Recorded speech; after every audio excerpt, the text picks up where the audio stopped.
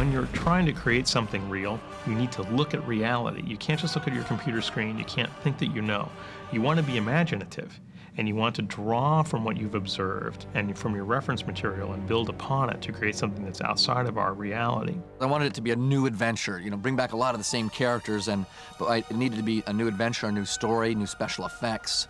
I didn't want to rely on old tricks. I had to, take it to a whole new level, make it, not only bigger, but try to make it much better. There's some new monsters. I think that'll be kind of funny. The skeleton creatures that are in the jungle, and then the Anubis warriors who rise from the sand.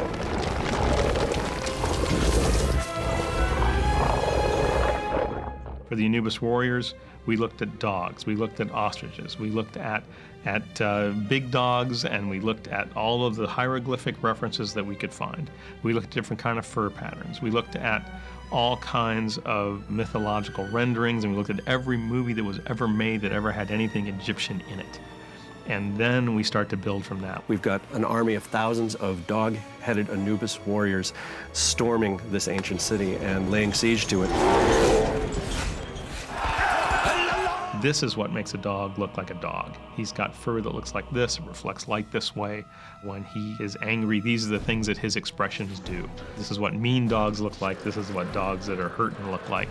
And we can put those faces on the dogs depending on whether they're winning the battle or losing it. And it makes a big difference as to how the characters play on the screen. We knew from an early storyboard that the production supplied us with that we wanted to have some of these Anubis warriors climbing the walls of the city and really getting the feeling of an invasion. We started high on the wall and we populated our city with some simple pawns representing the Anubis warriors, and we come down past this tower and to the ground level where the shot finishes, focused on the hero temple, and we include the Anubis warrior, which then bursts into sand and takes us through this transition to the 1930s. This is where we do our big transition from ancient times to the time that the rest of the story takes place. Where is the bracelet? It's on its way to merry old London.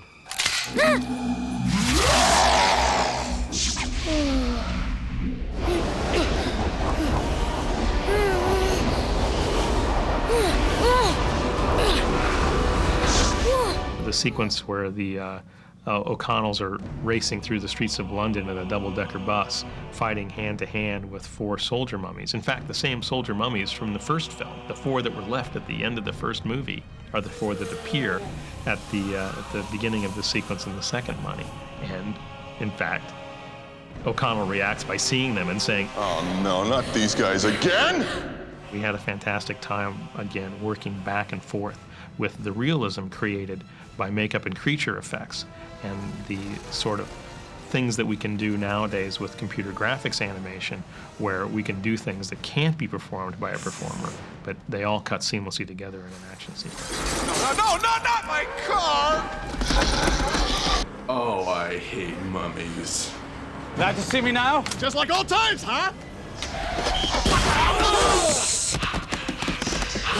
Right!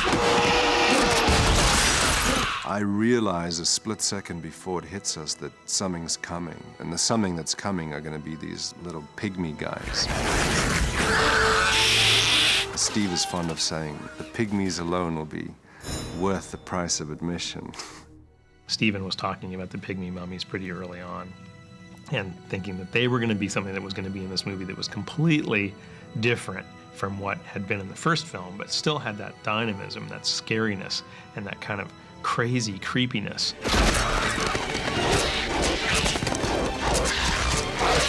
So to us, right away, we kind of felt the vibe on these guys, and the art department went to work. They're going to be small, they're going to be mean, they're going to have big pointy teeth, and they're going to be just ill-tempered and crazed. They're deranged. And this is where we went with it. And Stephen was like, yeah, that's the guys. What are those guys like? And we started to create the drawings. And these guys are swinging through the trees on vines, and they're barefoot, and they've got, sticks growing out of their heads because they've been laying around in the bushes for 3,000 years waiting for somebody to walk into their trap.